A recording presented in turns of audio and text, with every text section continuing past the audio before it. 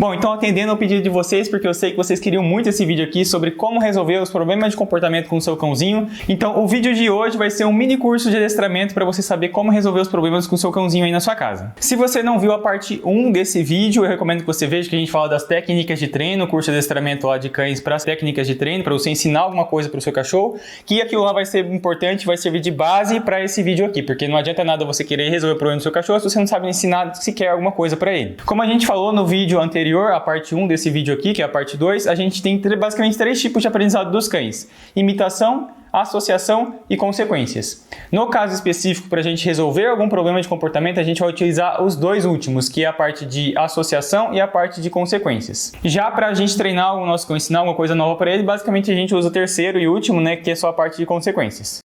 E aí, para você poder resolver qualquer problema de comportamento aí que você está passando com o seu cãozinho, eu sugiro que você utilize o método dos 4 E's da Cão Mais Saudável para análise de um problema de comportamento e resolução dele, né? Porque não adianta nada a gente querer resolver um problema se a gente nem entendeu qual que é o problema que o nosso cachorro está tendo. E aí eu vou te dar uma visão geral aqui do método dos 4 E's da Cão Mais Saudável para você ter uma noção geral. E aí depois eu vou dar um exemplo de aplicação de 2 problemas que são os principais problemas que quem tem um cachorro em casa passam, que é a relação a xixi, cocô e mordidas. Que aí vocês vão ver na prática a gente aplicando esse conceito do método dos 4 E's para fazer toda a análise e entender o que a gente precisa fazer para resolver esse problema de uma vez por todas. O método se chama 4 E's da Cão Mais Saudável porque são 4 fases em ordem, né, de prioridade. Então você deve começar pela fase 1, depois passar pela fase 2, 3 e 4, assim por diante.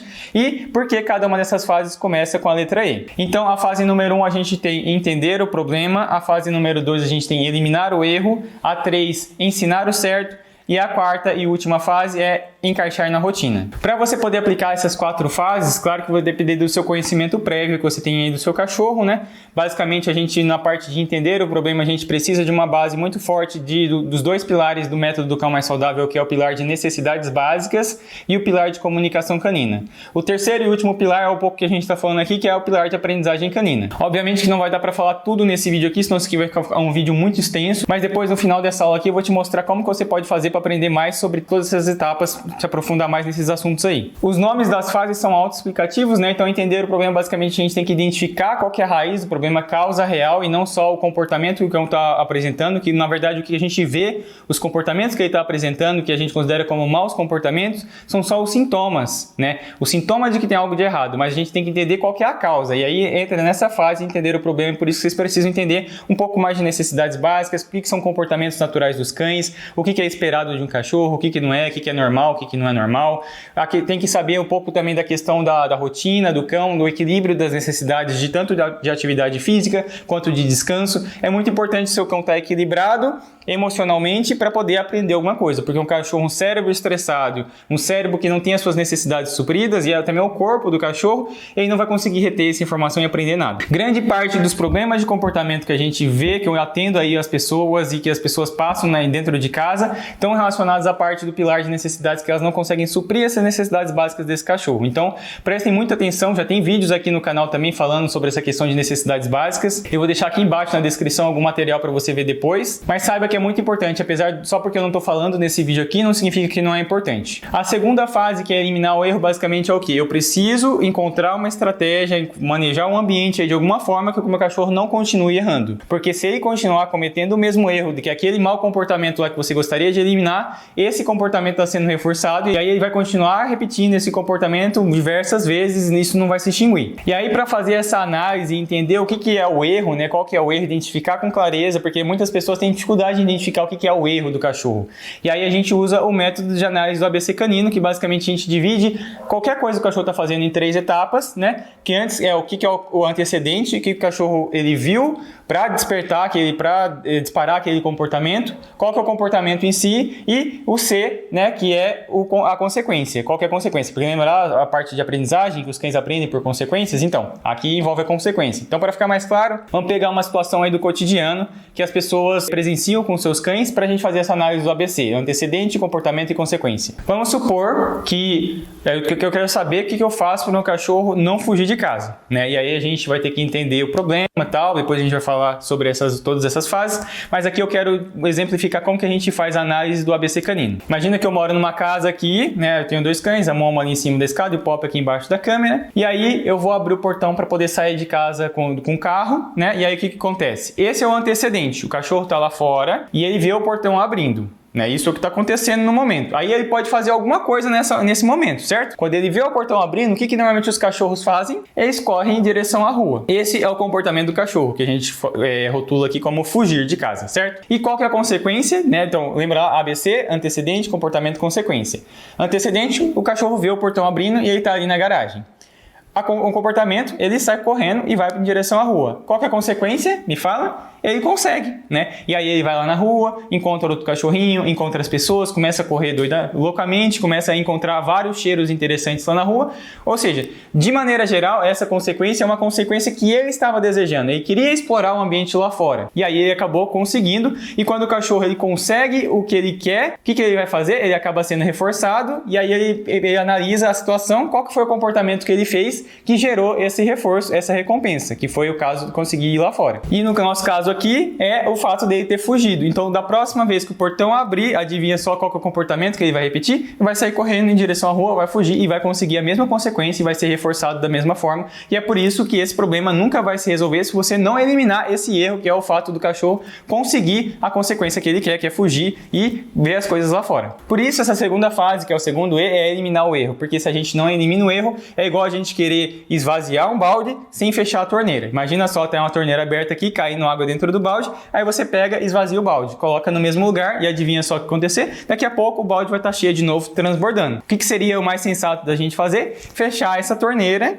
para o balde parar de encher, aí sim você pode esvaziar o balde, colocar ali no lugar e ele não vai encher e vai permanecer vazio. O balde enchendo é o problema que ele está sendo reforçado e que a gente quer eliminar. Não tem como a gente manter o balde vazio se a torneira continua jorrando ali dentro, né? Por isso que a fase de eliminar o erro é muito importante, as pessoas ignoram essa fase e é por isso que elas não conseguem resolver os problemas de comportamento aí com o seu cachorro. Beleza, concluída essa etapa do eliminar o erro, que é a fase número 2, a gente parte para a fase número 3, que é o que? Ensinar o certo. Então, não basta simplesmente eliminar o erro, o cachorro agora não erra mais, eu não deixo ele mais fugir, mas só o fato de eu não deixar ele mais fugir não vai resolver o problema, porque eu preciso que ele saiba que quando o portão abre, ele precisa fazer alguma outra coisa que não seja fugir. Então, nessa fase aqui, entra a parte que a gente falou lá no vídeo da parte 1, que são as técnicas de treino. Eu preciso ensinar algumas coisas para esse cachorro fazer no lugar de fugir e as técnicas de modificação comportamental também, que aí entra toda a parte de condicionamento e dessensibilização, que eu não vou entrar muito nessa questão aqui. Depois eu vou passar no final dessa aula como que vocês podem fazer para se aprofundar mais nas técnicas de modificação comportamental. Envolve toda a parte de análise e inclusive da parte de psicologia, tá? Muitos psicólogos utilizam isso em humanos e a gente utiliza isso aplicado a cães porque são animais da mesma forma que a gente. Bom, depois a gente vai dar um exemplo de aplicação na parte do xixi, cocô e mordidas para você entender melhor essa fase do ensinar o certo. Mas basicamente você vai ter que encontrar alguma estratégia, algumas técnicas aí para você ensinar alguma coisa para o seu cão para ele saber como se comportar nessa situação, porque de nada adianta a gente querer punir o cachorro, brigar, falar que ele não pode fazer isso, só que a gente não fala para ele o que ele tem que fazer no lugar. É a mesma coisa que você falava para criança, né? Criança não pode correr, né, aqui nesse lugar, porque você vai cair, mas você não mostra para ela o que ela tem que fazer então. Tá? Então, se ela não pode correr, o que ela tem que fazer? Tem que ficar pulando, ela tem que ficar gritando, não importa. Alguma coisa que ela vai ter que fazer nesse lugar, nem que seja ela ficar parada, mas melhor do que você falar não pode correr aqui ou não pode enfiar o dedo na tomada, é você falar o que ela deve fazer no lugar. E isso principalmente no caso de cães, porque você não consegue explicar o conceito de não pode para ele. Na verdade, ele está querendo só o que é melhor para ele. E aí, se você mostrar para ele que isso daqui é melhor do que você estava querendo, ele vai trocar imediatamente sem ficar pensando muito. E aí, por fim, no quarto e último E, a gente tem encaixar na rotina, que basicamente são formas que você vai encontrar de validar o seu treino e ver se o seu treino foi bem feito. Todas as etapas anteriores, a parte de entender se você entendeu o problema de fato, se você conseguiu eliminar o erro e se você conseguiu ensinar o certo. Na parte de encaixar na rotina, você vai colocar na situação real, na vida e no cotidiano, e aí vai ter que estar funcionando. Se não estiver funcionando, não tem problema, você vai sentar, reavaliar o problema, porque provavelmente você errou em alguma das 3 etapas anteriores. Então vamos lá na parte que todo mundo está aguardando, que é a parte de aplicação do xixi, cocô e mordidas, por exemplo, né?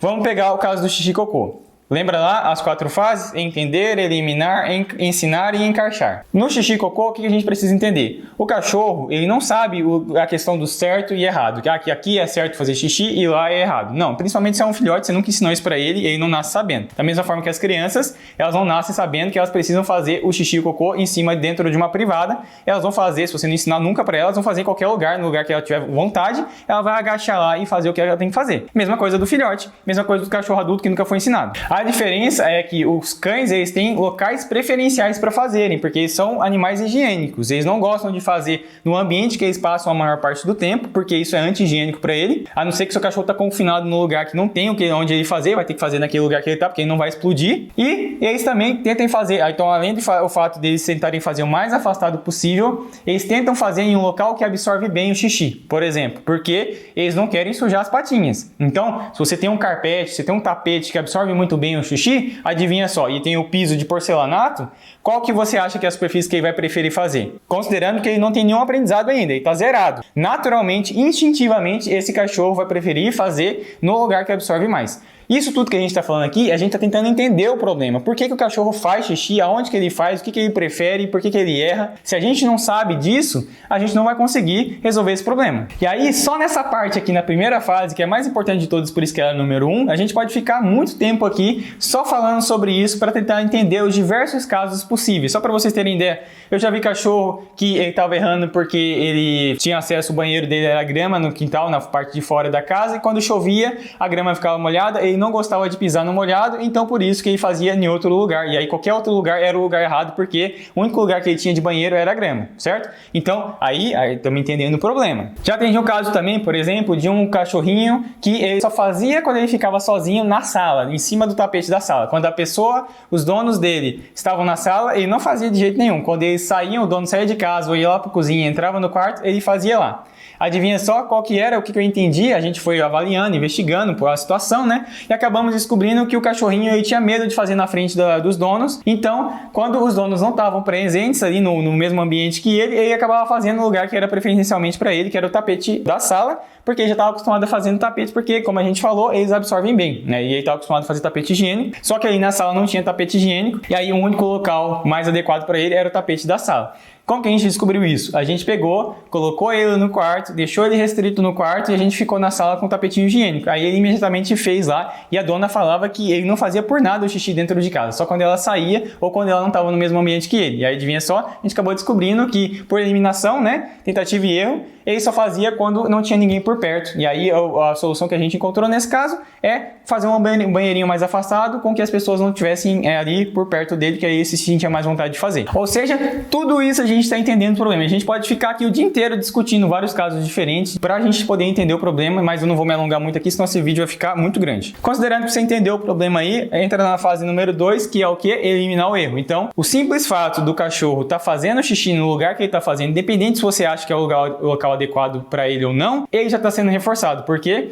Porque quando o cachorro está com a bexiga apertada ou está com o cocôzinho ali preso, com muita vontade de fazer, o que é a coisa que ele mais quer nesse momento? Adivinha só, imagina que você está viajando no carro, passou 4 horas viajando sem parar, bebeu bastante água, está com a bexiga explodindo. Qual que é uma coisa que você mais deseja nesse momento? Se aliviar, não é? E aí, a partir do momento que você encontra um lugar, encontra um posto de gasolina, faz seu xixi lá, você se alivia, essa é a sensação mais prazerosa do mundo, não é? Você acaba aliviando e isso é altamente reforçador para você, porque só o fato de você conseguir se aliviar já é um reforço. Só que imagina agora no seu cachorro, ele tá dentro da sua casa, ele não faz ideia de onde que ele tem que fazer o xixi, ele vai ter que fazer esse xixi em algum lugar porque ele não vai explodir, certo? Aí ele encontra um local adequado para ele, que absorve super bem, que pode ser o sofá da sua casa, pode ser a caminha dele, pode ser o colchonete, pode ser o tapete lá que fica na frente da pia do banheiro, enfim, algum lugar que absorve bem. Aí, ele está desesperado, não sabe mais o que fazer, acaba fazendo xixi ali. Qual que é a sensação que ele sente? A partir do momento que ele se alivia? Prazer. E isso aí é altamente reforçador para ele. Da próxima vez que ele querer se aliviar, querer fazer o xixi dele ou cocô, adivinha só qual é o lugar que ele vai procurar? O último lugar que ele conseguiu, né? Que aí provavelmente é o seu tapete, que é o lugar que você não gostaria. Aí a gente precisa eliminar o erro. Como que a gente faz para eliminar o erro? Encontra alguma forma aí dele não errar mais. Seja restringindo o espaço, agora ele não vai ter mais acesso ao banheiro porque tem um tapete lá, ou você tira o tapete do chão, você tira todos os tapetes da casa, não deixa o cão ter acesso ao sofá. Enfim, você vai ter que encontrar alguma solução aí para poder o seu cachorro não errar mais, né? E aí tem diversas técnicas e estratégias que as pessoas adotam, cada um um vai adotar uma estratégia diferente de acordo com a realidade dela. O mais importante aqui é o seu cachorro não errar, porque todas as vezes que ele erra, independente se você vai bater nesse cachorro, vai brigar com ele, qualquer coisa, não importa o que você vai fazer depois, ele já se aliviou, ele já foi reforçado, não adianta mais você querer ficar brigando com esse cachorro, porque ele já conseguiu o alívio dele, e aí, se esse problema continuar acontecendo, você não eliminar esse erro, ele vai continuar acontecendo pro resto da vida. Beleza, supondo que a gente conseguiu eliminar o erro, a partir de agora o cachorro não tá mais errando no xixi, a gente parte para a terceira e penúltima fase, que é ensinar o certo. E basicamente, o que é ensinar o certo? A gente vai pegar, dar uma opção para o cachorro fazer o xixi dele, que é um local adequado para que ele goste também, né? Então você vai procurar observar aí na sua casa onde o seu cachorro está fazendo xixi. Provavelmente o local que ele escolheu é o local que ele se sente mais à vontade de fazer, tanto a questão da localização quanto a questão da superfície. Aí você vai pegar uma superfície parecida, de preferência algo que absorve, aí você pode escolher, tem diversas superfícies. Tem tapete higiênico, tem jornal, tem grama sintética, tem grama natural, tem plataforma, tem gente que usa aquelas coisinhas porosas que usa para gato, que é esqueci o nome daquilo, parece umas rolhas pequenininha, higiênica, que absorve bem também. Enfim, tem diversas superfícies diferentes, vai testar o que for possível aí para você e tentar identificar qual que é mais adequada. E aí todas as vezes que o cachorro fizer ali, vai aumentar a probabilidade de acerto. Como que a gente aumenta a probabilidade de acerto? A gente diminui a superfície que ele não pode errar e a gente aumenta a superfície que ele pode acertar. Então imagina só, seu cão está num cômodo de 5 por 5, toda a superfície está forrada com tapete higiênico. Qual que é a chance dele errar nesse lugar? Zero, né? A não ser que ele cave ali o tapetinho para fazer no piso. E se isso acontecer, a gente sabe que ele não quer, ele fez de propósito, porque ele não quer fazer em cima do tapetinho, que significa que a superfície do tapetinho não é adequada para ele. Mas esses são raros os casos. Então, se a gente cobre 100% da área, ele tem 0% de chance de errar. Ou seja, só o fato de eu cobrir 100% da área, eu já eliminei o erro, porque ele não vai errar, qualquer lugar que ele fizer tá certo, e eu aumentei a chance de acerto.